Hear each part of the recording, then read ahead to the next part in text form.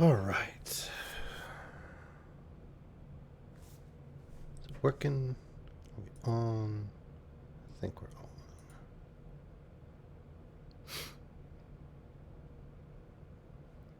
on. Only 20 minutes late. No big deal. Let's see. Do a couple quick promo posts. There we go.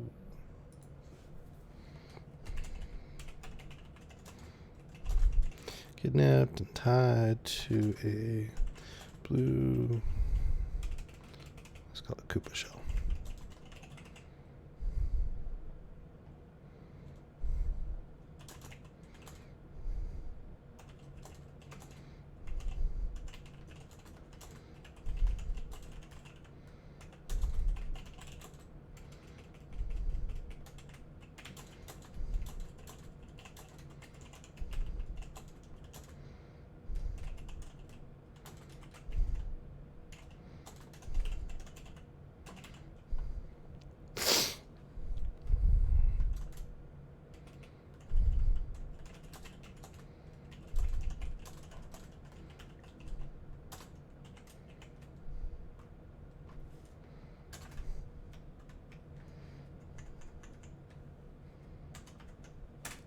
Promo post.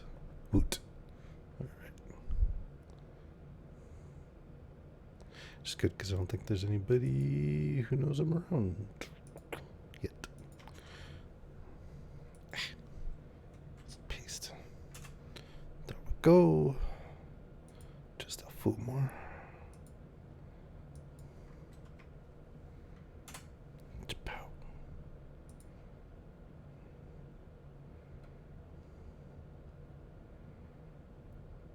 Promo yourself. Oh my god, there's somebody in here. Hello. Sorry I was late. Oh. I was kidnapped by my nephews. They tied me to a blue turtle shell, Koopa shell, made me play Mario Kart Live. It's a lot of fun, actually. Totally got distracted, lost track of time. There may have also been some Halo in there. Yeah. Halo last night was really fun. We went outside and put the projector up against the side of the house. That was really cool. And I kicked their butts. The mic is on, right? Yeah, the mic's on. Okay.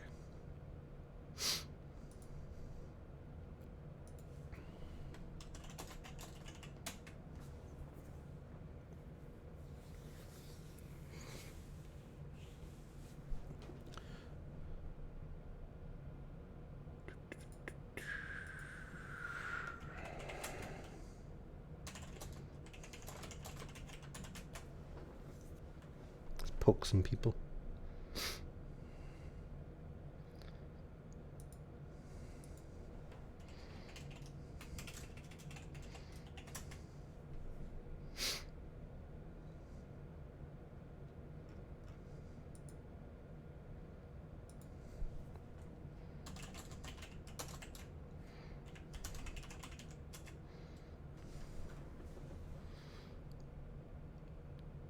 Anyway, so my nephew's over for the weekend, and since I'd missed like holidays and their birthday and stuff, I got them presents.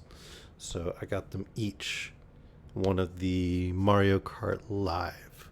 If you don't know what that is, they're little remote control Mario Karts. Like one's driven by Mario, one's driven by Luigi, but they're augmented reality. Hey, Vela. I mean, it was mostly me like babbling to myself randomly and doing some typing and some promo posts. So, nothing hugely big. I was just starting to talk about having my nephews over.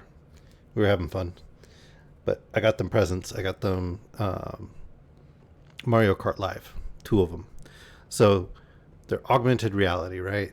So the way it works is you pair them with a Switch, and each one has to be paired to a different Switch. And then the carts race on this track you set up around your house, and they play it on the Switch itself. And so the viewpoint is from the little camera that's just over Mario's shoulder or Luigi's shoulder, depending on which cart you have. And they race around, and it superimposes all the normal stuff you get in like a Mario Kart track, like the other racers, bananas, shells, the occasional enemy, various terrain like the question mark, power ups, all that stuff.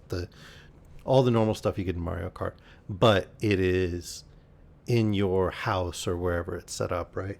So they're racing around across the floors and going under the tables, and Kana, of course, gets in on the action, and she's just this monstrous looking creature from the viewpoint of the carts as she's like running around the track and nearly stepping on the racers as she's trying to decide whether she wants to investigate or attack or run away from because they're really, really scary. She's kind of like torn between all of these things. It's hilarious. I love it. Anyway, the carts, they have variable speed, right? So the speed of the cart actually changes depending on whether you do 50cc, 100cc, 150cc, and so on. And it looks really slow at first when you're like not looking at the Switch, but it is spot on for how it should be once you're looking through the Switch, and it looks really good.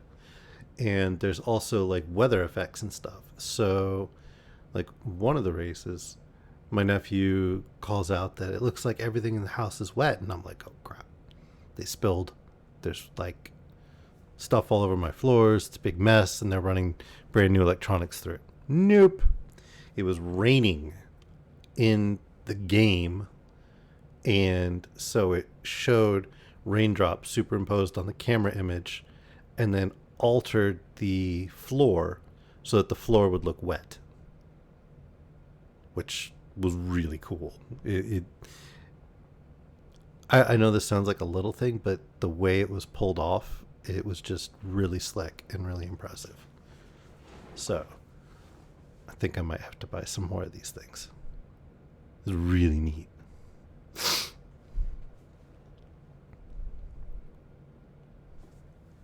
Oh, and the cameras don't have the ability to record.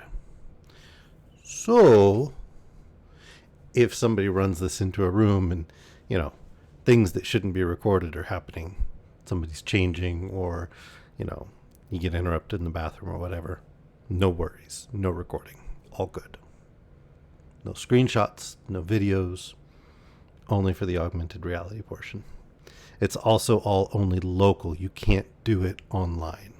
So they can't show off your house or whatever to some stranger on the internet. It's just somebody's there in the room with them if you're playing multiplayer.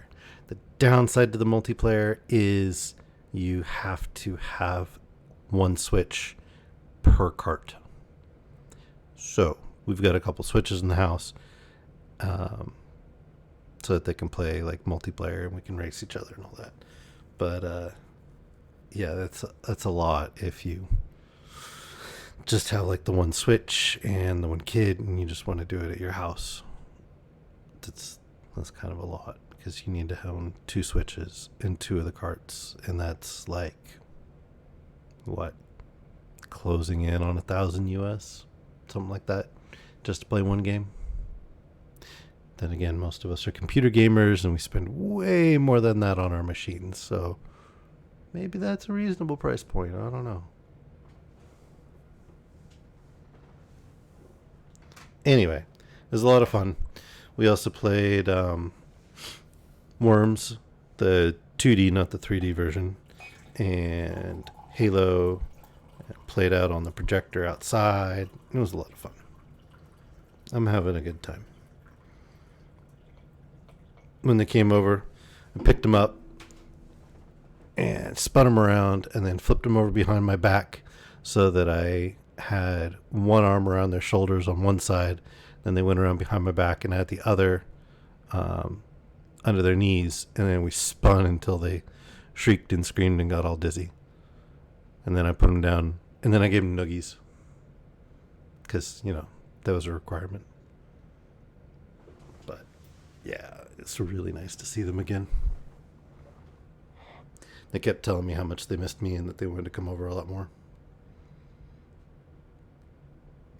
So, yep, I'm having a good time.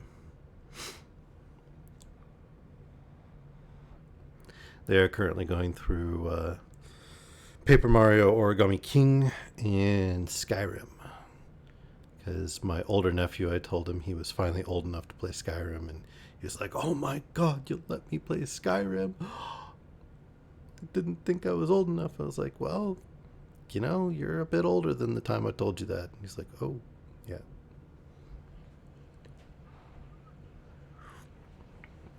Oh, that's... Oh, Vela, you'll appreciate this. One of the meals they requested to like absolutely 100% have while they were over is they wanted curry. They're like, "We gotta have curry. Curry is amazing."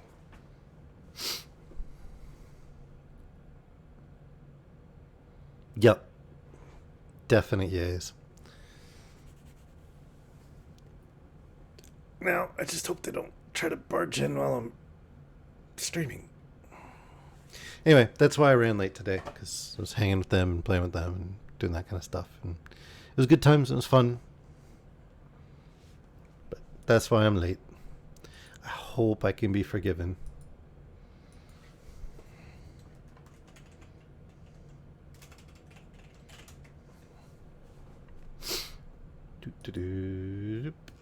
Okay. I don't have some of them door locks. That's way too fancy for me. Locking doors? Psh, no. Instead... I was telling them all about hanging with my nephews. You'll have to catch it on the VOD, Sparky. I'm sorry. It was like 10 minutes straight of me, like, frankly cooing over having my nephews over for the first time in over a year. Jesus. These are the nephews that I helped raise for a number of years. So, anywho, no door locks. Instead, I have this tote full of all the random cables I've collected over the years. Tell me I'm not the only one who does that. Like, you have a device or whatever, and you have cables, USBs, Ethernets, whatever, power cables of various sorts, and you always keep the cables, right? Other people do that, right? It's not just me. I'm going to have 2 giant totes of cables. They do not have me wrapped around their fingers. I told you I had them wrapped around my back and spinning around. Then it was great.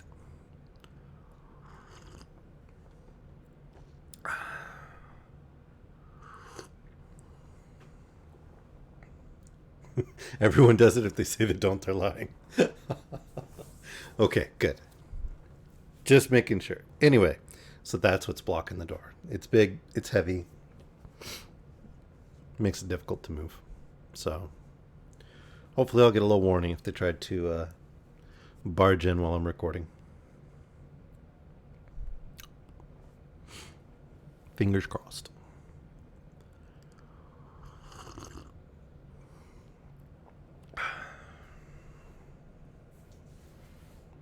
Turns out I'm the favorite uncle, which I'm totally cool with. Although apparently my sister is in close running for like favorite aunt uncle. I'm gonna have to have some words with her. I'm supposed to be the cool one. We don't talk about that. All right. Anyway, so kidnapped. Other than me getting kidnapped and held hostage to Mario Kart and Halo and Worms and other games with my nephews. Did I actually put a bookmark? That would be enough to make me your favorite uncle? Okay.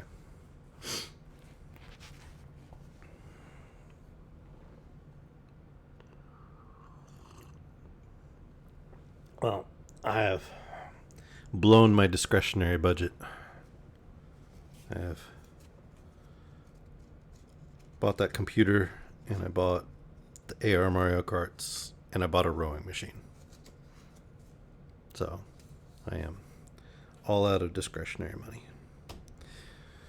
Some of it really wasn't discretionary.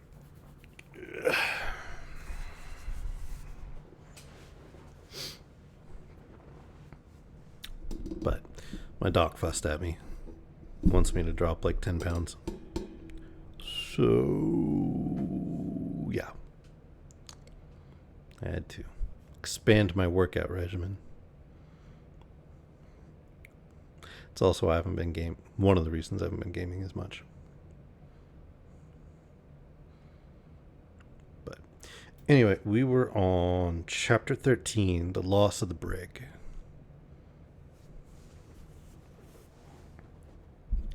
I used to be a distance runner.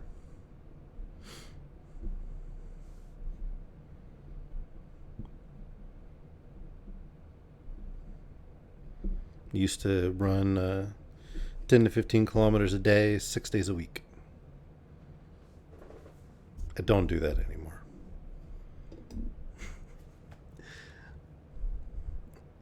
No. So, drawback to all that running. Shin splints. I don't run no more.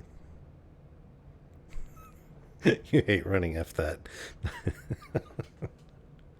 I don't know. When I did it, it was nice, but I should have been more considerate of the surfaces that I ran on, because they ended up giving me shin splints and then started giving me stress fractures on my shins, and yeah, so can't really do the running so much anymore, unless a bear is chasing me.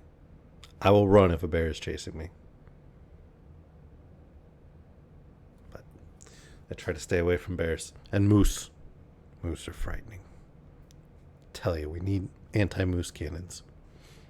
And they need to be made so that only people with fingers can fire those cannons. Because Gecko scared the crap out of me and traumatized me, showing the moose operating the anti-moose cannon. And that was not cool, Gecko. Not cool. I hope you listen to this VOD. But that was not cool.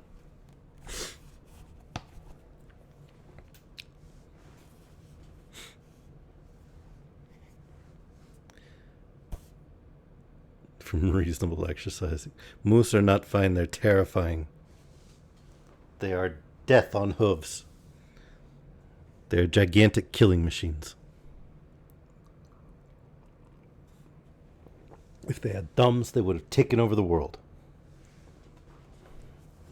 They are evil, and you cannot convince me otherwise. You might convince me they're tasty, but you will not convince me that they're not evil. Chapter 13, The Loss of the Brig. It was already late at night, and as dark as it ever would be at that season of the year. And that is to say, it was still pretty bright, when Hosian clapped his head into the roundhouse door. "Here," said he, "come out and see if you can pilot." "Is this one of your tricks?" asked Alan. "Do I look like tricks?" cries the captain. "I have other things to think of. My brig's in danger." By the concerned look of his face, and, above all, by the sharp tones in which he spoke of his brig, it was plain to both of us that he was in deadly earnest, and so Alan and I, with no great fear of treachery, stepped on deck. Excuse me. The sky was clear. It blew hard and was bitter cold. A great deal of daylight lingered, and the moon, which was nearly full, shone brightly. The brig was close-hauled so as to round the southwest corner of the island of Mull, the hills of which, and Ben Moor above them all, with a wisp of mist upon the top of it, lay full upon the larboard bow. There was no good point of sailing for the Covenant. She tore through the seas at a great rate, pitching and straining, and pursued by the westerly swell.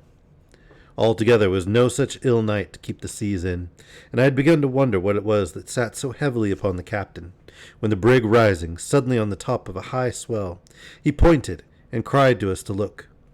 Away on the lee bow, a thing like a fountain rose out of the moonlit sea, and immediately afterward we heard a low sound of roaring. What do you call that? Asked the captain gloomily. The sea breaking on a reef, said Allen. And now ye ken where it is. And what better would you have? Aye, said Hosian, if it was the only one. And sure enough, just as he spoke, there came a second fountain farther to the south. There, cried Hosian, you see for yourself. If I had kent of these reefs, if I had a chart, or if Sean had been spared, it's not 60 guineas, no, nor 600 would have made me risk my brig in sick a stone-yard. But you, sir, that was to pilot us. Have you never a word? I'm thinking, said Allen. These will be what they call the Torin Rocks. Are there many of them? Says the captain. Truly, sir, I'm nae pilot, said Allen, but it sticks in my mind that there are 10 miles of them. Mr. Rioch and the captain looked at each other. There's a way through them, I suppose, said the captain. Doubtless, said Allen. But where? But it somehow runs in my mind once more that it is clear under the land. So, said Hosian, we'll have to haul our wind then, Mr. Rioch. We have to come as near in about the end of the mole as we can take her, sir, and even then we'll have the land to keep the wind off of us, and that stone-yard on our lee. Well, we're in for it now, and may as well crack on. With that, he gave an order to the steersman, and sent Rioch to the foretop. There were only 5 men on deck, counting the officers. These were all that were fit, or at least both fit and willing for their work, and 2 of these were hurt. So, as I say, it fell to Mr. Rioch to go aloft, and he sat there looking out and hailing the deck with news of all he saw. The sea to the south is thick, he cried, and then, after a while, it does seem clearer in by the land.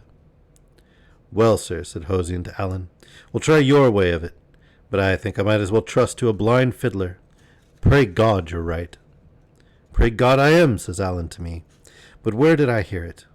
Well, well, it will be as it must. As we got nearer to the turn of the land, the reefs began to be sown here and there on our very path, and Mr. Rioch sometimes cried down to us to change the course. Sometimes, indeed, none too soon, for one reef was so close on the brig's weatherboard that when a sea burst upon it, the lighter sprays fell upon her deck and wetted us like rain. The brightness of the night showed us these perils as clearly as by day, which was, perhaps, the more alarming. It showed me, too, the face of the captain as he stood by the steersman, now on one foot, now on the other, and sometimes blowing in his hands, but still listening and looking, and as steady as steel. Neither he nor Mr. Rioch had shown well in the fighting, but I saw they were brave in their own trade, and admired them all the more because I found Allen very white. "Ocone, David," says he, "this is no the kind of death I fancy." "What, Allen?" I cried. "You're not afraid?" "No," said he, wetting his lips, "but you'll allow yourself. It's a cold ending."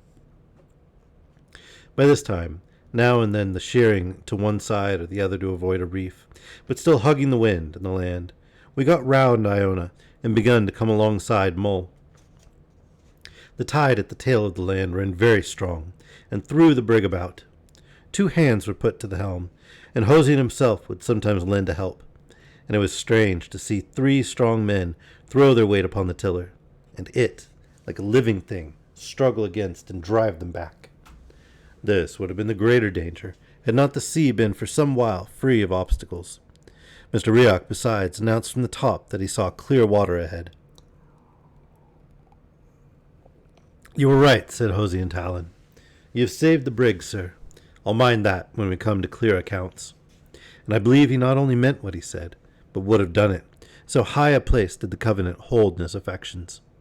But this is matter only for conjecture, things having gone otherwise than he forecast. "Keep her away a point," sings out Mr. Rioch. "Reef to windward." And just at the same time, the tide caught the brig and threw the wind out of her sails. She came round into the wind like a top, and the next moment struck the reef with such a dunch as threw us all flat upon the deck, and came near to shake Mr. Rioch from his place upon the mast. I was on my feet in a minute. The reef on which we had struck was close in under the southwest end of Mull, off a little isle they call Ered, which lay low and black upon the larboard. Sometimes the swell broke clean over us. Sometimes it only ground the poor brig upon the reef, so that we could hear her beat herself to pieces. And what with the great noise of the sails, and the singing of the wind, and the flying of the spray in the moonlight, and the sense of danger. I think my head must have been partly turned, for I could scarcely understand the things I saw. Presently, I observed Mr. Rioch and the seaman busy round the skiff, and still in the same blank, ran over to assist them. And as soon as I set my hand to work, my mind came clear again. It was no very easy task, for the skiff lay amidships and was full of hamper, and the breaking of the heavier seas continually forced us to give over and hold on, but we all wrought like horses while we could.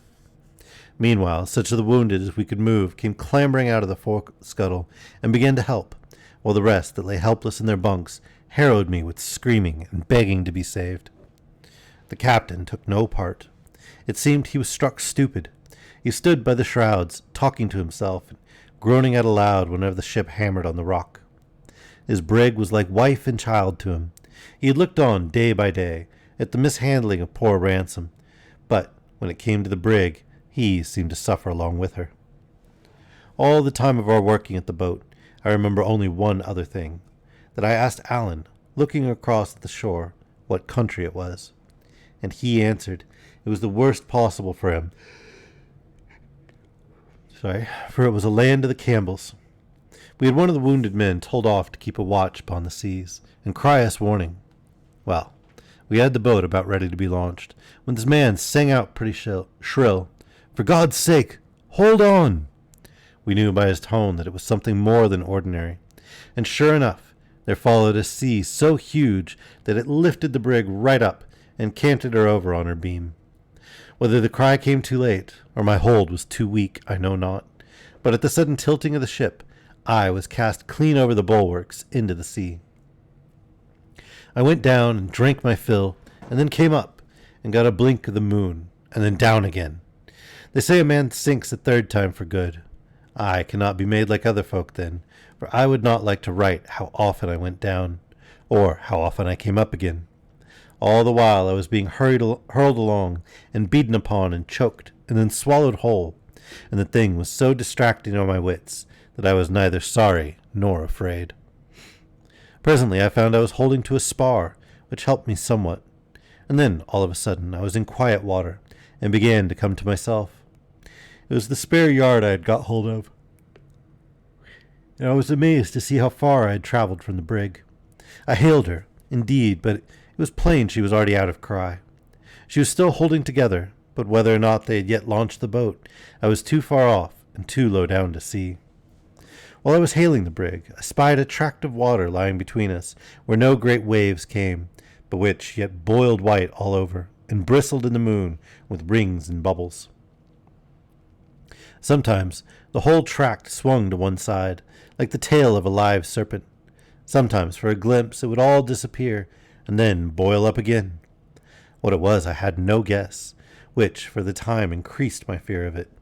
But I now know it must have been the roost or tide race, which had carried me away so fast and tumbled me about so cruelly, and at last, as if tired of that play, had flung out me and the spare yard upon its landward margin. I now lay quite becalmed, and began to feel that a man can die of cold as well as of drowning.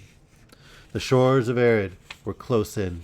I could see in the moonlight the dots of heather and the sparkling of the mica in the rocks. Well, thought I to myself, if I cannot get as far as that, it's strange. I had no skill of swimming, Essen water being small in our neighborhood, but when I laid hold upon the yard with both arms and kicked out with both feet, I soon began to find that I was moving. Hard work it was, and mortally slow, but in about an hour of kicking and splashing, I got well in between the points of a sandy bay surrounded by low hills. The sea was quite quiet. There was no sound of any surf. The moon shone clear, and I thought in my heart I had never seen a place so desert and desolate. But it was dry land, and when at last it grew so shallow that I could leave the yard and wade ashore upon my feet, I cannot tell if I was more tired or more grateful. Both at least I was, tired as I never was before that night, and grateful to God as I trust I have been often, though never with more cause.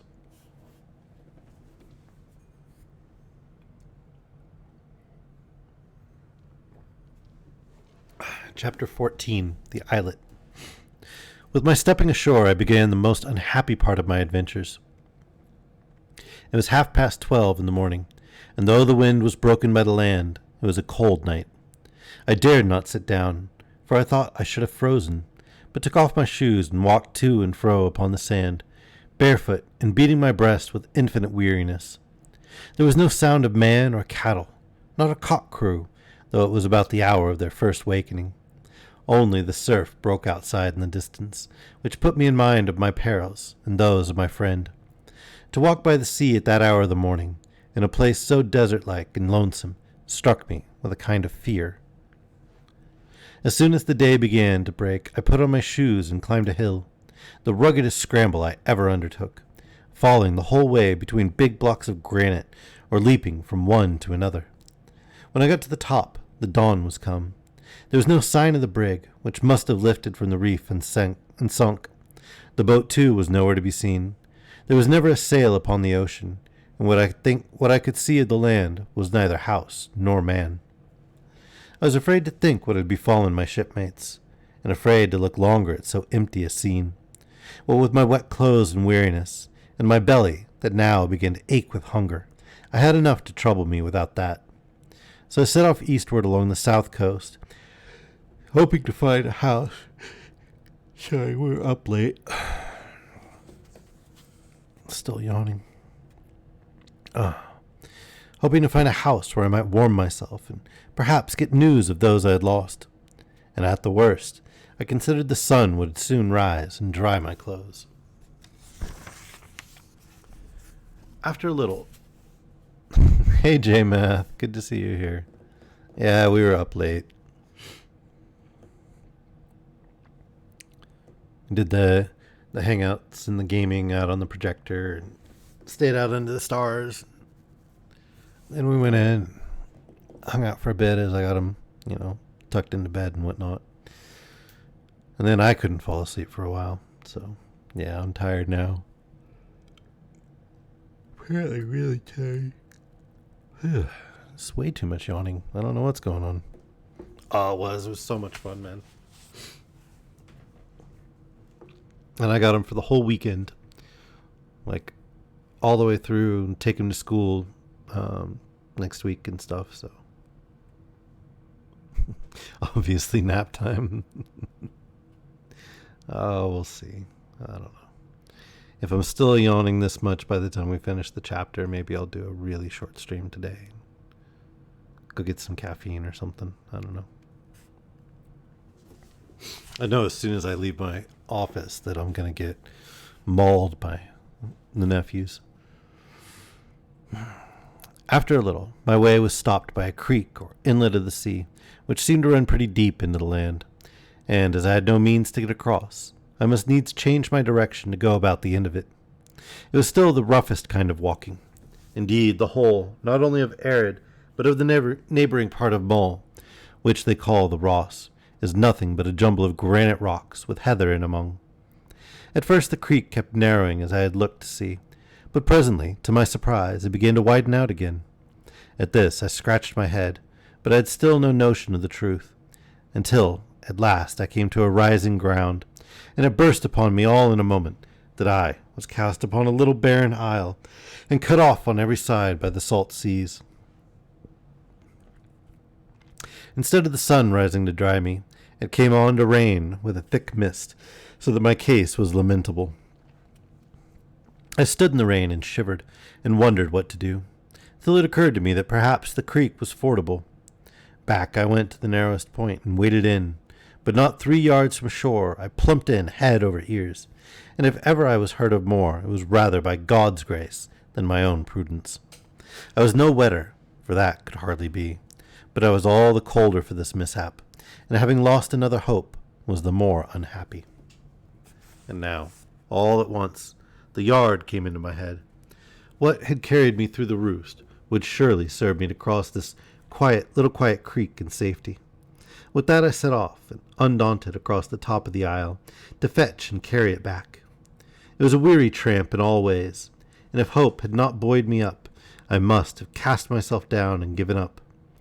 Whether with the sea salt, or because I was growing fevered, I was distressed with thirst, and had to stop as I went and drink the peaty water out of one of the hags. I came to the bay at last, more dead than alive, and at the first glance I thought the yard was something farther out than when I left in. And I went for the third time into the sea.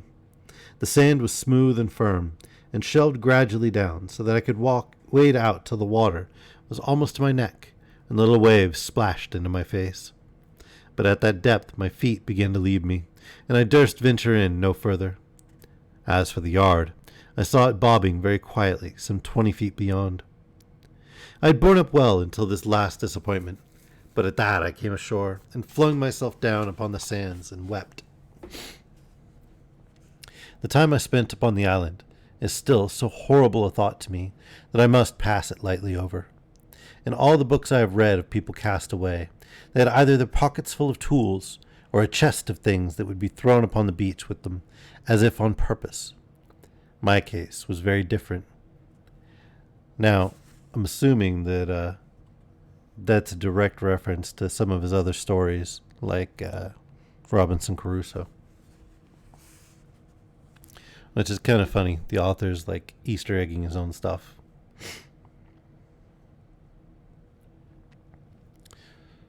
My case was very different. I had nothing in my pockets but money and Alan's silver button. And being inland bred, I was as much short of knowledge as of means. I knew indeed that shellfish were counted good to eat, and among the rocks of the isle I found a great plenty of limpets, which at first I could scarcely strike from their places, not knowing quickness to be needful. There were besides some of the little shells that we call buckies. I think periwinkle is the English name. Of these two I made my whole diet, devouring them cold and raw as I found them, and so hungry was I that at first they seemed to me delicious. Perhaps they were out of season, or perhaps there was something wrong in the sea about my island, but at least I had no sooner eaten my first meal than I was seized with giddiness and retching, and lay for a long time no better than dead. A second trial of the same food, indeed, I had no other, did better with me, and revived my strength. But as long as I was on the island, I never knew what to expect when I had eaten. Sometimes all was well, and sometimes I was thrown into a miserable sickness, nor could I ever distinguish what particular fish it was that hurt me.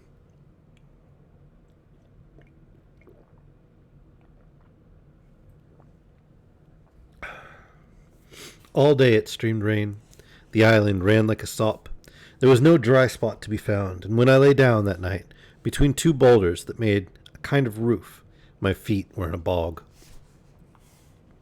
The second day I crossed the island to all sides. There was no part of it better than another. It was all desolate and rocky. Nothing living on it but game birds, which I lacked the means to kill, and the gulls which haunted the outlying rocks in a prodigious number.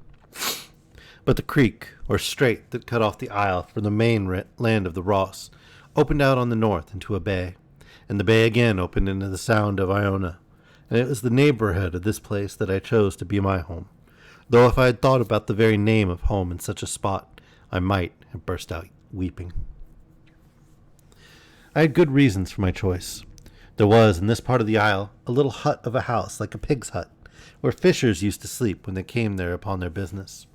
But the turf roof of it had fallen entirely in, so that the hut was of no use to me, and gave me less shelter than my rocks. What was more important, the shellfish on which I lived grew there in great plenty. When the tide was out I could gather a peck at a time, and this was doubtless a convenience. But the other reason went deeper. I had become in no way used to the horrid solitude of the isle, but still looked round me on all sides, like a man that was hunted, between fear and hope that I might see some human creature coming. Now, from a little up the hillside over the bay, I could catch a sight of the great, ancient church and the roofs of the people's houses in Iona. And on the other hand, over the low country of the Ross, I saw smoke go up, morning and evening, as if from a homestead in a hollow of the land. I used to watch this smoke when I was wet and cold and had my head half turned with loneliness, and think of the fireside and the company till my heart burned. It was the same with the roofs of Iona. Altogether this sight I had of men's homes and comfortable lives, although it put a point on my own sufferings. Yet it kept hope alive, and helped me to eat my raw shellfish, which had soon grown to be a disgust, and saved me from the sense of horror I had whenever I was quite alone with dead rocks and fowls and the rain and the cold sea. I say it kept hope alive, and indeed it seemed impossible that I should be left to die on the shores of my own country, and within view of a church tower and the smoke of men's houses. But the second day passed, and though as long as the light lasted, I kept a bright lookout for boats on the Sound, or men passing on the Ross, no help came near me.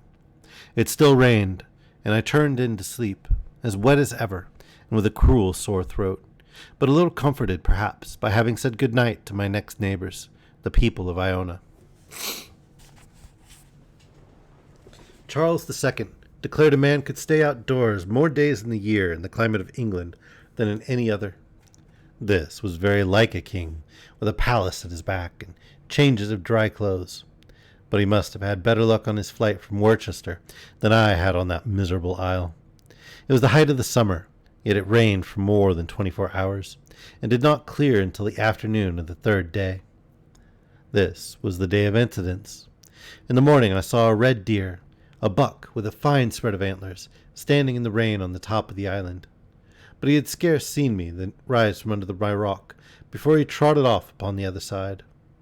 I suppose he must have swum the strait, though what should bring any creature to Arid was more than I could fancy.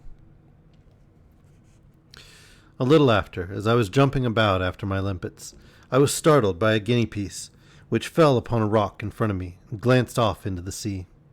When the sailors gave me my money again, they kept back not only about a third of the whole sum, but my father's leather purse, so that from that day out I carried my gold loose in a pocket with a button. I now saw there must be a hole, and clasped my hand to the place in a great hurry. Sorry. Okay, definitely taking a nap after the chapter. But this was to lock the stable door after the steed was stolen.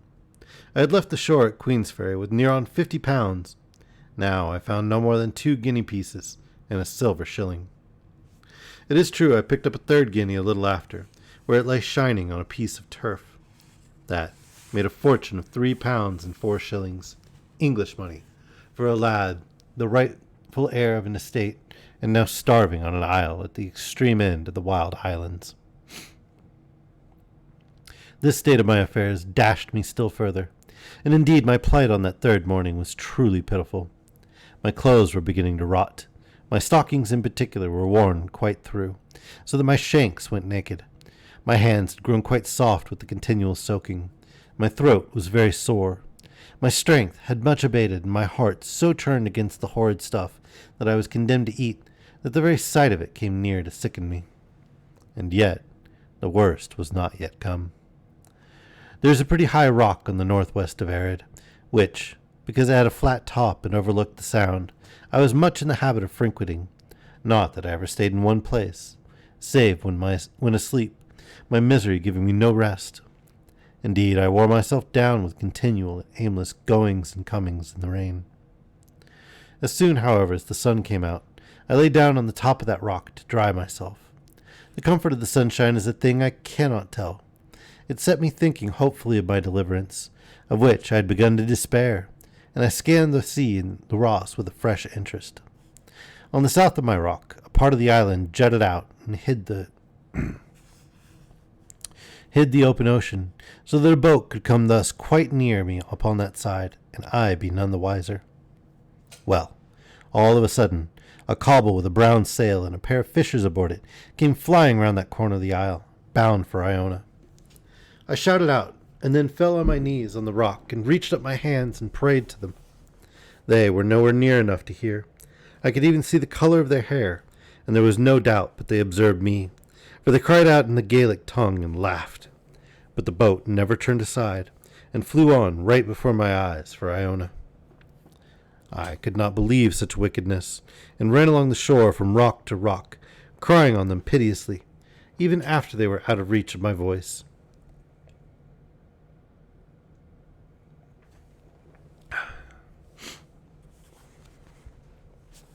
I still cried and waved to them, and when they were quite gone, I thought my heart would have burst. All the time of my troubles I wept only twice. Once, when I could not reach the yard, and now the second time, when these fishers turned a deaf ear to my cries. But this time I wept and roared like a wicked child, tearing up the turf with my nails, and grinding my face in the earth. If a wish would kill men, these two fishers would never have seen morning, and I should likely have died upon my island. When I was a little over my anger, I must eat again, but with such loathing of the mess as I could now scarce control.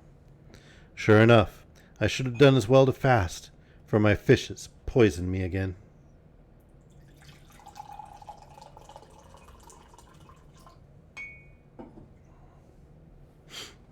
Sorry, I'm just warming up my tea a bit. I had all my first pains. My throat was so sore I could scarce swallow.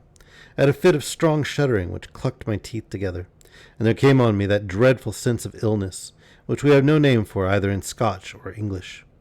I thought I should have died and made my peace with God, forgiving all men, even my uncle and the fishers. And as soon as I had thus made up my mind to the worst, clearness came upon me. I observed the night was falling dry. My clothes were dried a good deal. Truly, I was in a better case than ever before, since I had landed on the isle, and so I got to sleep at last, with a thought of gratitude. The next day, which was the fourth of this horrible life of mine, I found my bodily strength run very low. But the sun shone, the air was sweet, and what I managed to eat of the shellfish agreed well with me and revived my courage. I was scarce back on my rock, where I went always the first thing after I'd eaten, before I observed a boat coming down the sound, and with her head, as I thought, in my direction. I began at once to hope and fear exceedingly, for I thought these men might have thought better of their cruelty and be coming back to my assistance. But after another disappointment, such as yesterday's, was more than I could bear. I turned my back, accordingly, upon the sea, and did not look again till I had counted many hundreds. The boat was still heading for the island. The next time I counted the full 1,000 as slowly as I could, my heart beating so as to hurt me. And then it was out of all question. She was coming straight to Arid. I could no longer hold myself back, but ran to the seaside and out, from one rock to another, as far as I could go. It's a marvel I was not drowned, for when I was brought to a stand at last, my legs shook under me, and my mouth was so dry I must wet it with the sea water before I was able to shout. All this time the boat was coming on, and now I was able to perceive it was the same boat and the same two men as yesterday. This I knew by their hair, which the one had of a bright yellow and the other black. But now there was a third man along with them, who looked to be of a better class. As soon as they were come within easy speech, they let down their sail and lay quiet. In spite of my supplications, they drew no nearer in, and what frightened me most of all, the new man tee-heed with laughter as he talked and looked at me. Then he stood up in the boat and addressed me a long while, speaking fast and with many wavings of his hand. I told him I had no Gaelic, and at this he became very angry, and I began to suspect that he thought he was talking English. Listening very close, I caught the word whatever several times, but all the rest was Gaelic, and might have been Greek and Hebrew for me. Whatever, said I, to show him that I had caught a word. Yes, says he, and then he looked at the other men as much to say, I told you I spoke English, and began again as hard as ever in the Gaelic. This time I picked out another word, tide. Then I had a flash of hope. I remembered he was always waving his hand toward the mainland of the Ross. Do you mean when the tide is out? I cried, and could not finish. Yes, said he, tide. At that, I turned tail upon their boat, where my adviser had once more begun to tee-hee with laughter, leaped back the way I had come, from one stone to another, and set off running across the isle as I had never run before. In about half an hour I came out upon the shores of the creek, and sure enough, it was shrunk into a little trickle of water through which I dashed, not above my knees, and landed with a shout on the main island. A sea-bred boy would not have stayed a day on Arid, which is only what they call a tidal islet, and except in the bottom of the napes, can be entered and left twice in every 24 hours, either dry-shod or, at the most, by waiting. Even I, who had the tide going out and in before me in the bay, and even watching for the ebbs, the better to get my shellfish. Even I say, even I had, or if I had sat down to get my... Man, I am really tired, I guess. If I had sat down to think, instead of raging at my fate, must have soon guessed the secret and got free. It was no wonder the fishers had not understood me. The wonder was rather that they had ever guessed my pitiful illusion and taken the trouble to come back. I had starved with cold and hunger on that island for close upon 100 hours. But for the fishers, I might have left my bones there in pure folly. And even as it was, I had paid for it pretty dear, not only in past sufferings, but in my present case, being clothed like a beggarman, scarce able to walk, and in great pain of my sore throat. I have seen wicked men and fools, a great many of both, and I believe they both get paid in the end, but the fools first. All right. I'm going to take a nap, and I will be on after the nap later. But, yeesh. The yawns are not stopping. I clearly did not get enough sleep last night.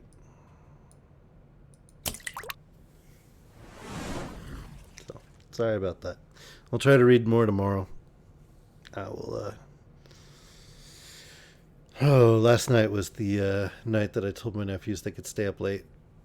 But regular bedtimes, like, for the rest of the weekend. Oh, dude. You would be listening to me snore like every other stream. If I snore. I still don't know if I do or not. But yeah, you'd be listening to me like every other stream, sleeping. If I had a big comfy chair to curl up in. It'd be a thing. Alright. Well, good night, good morning, good afternoon, whatever it is, wherever you are. For after stream. Okay. But I hope you have an excellent day, morning, evening, afternoon, whichever. And I hope to see you tomorrow. All right. Bye, everybody.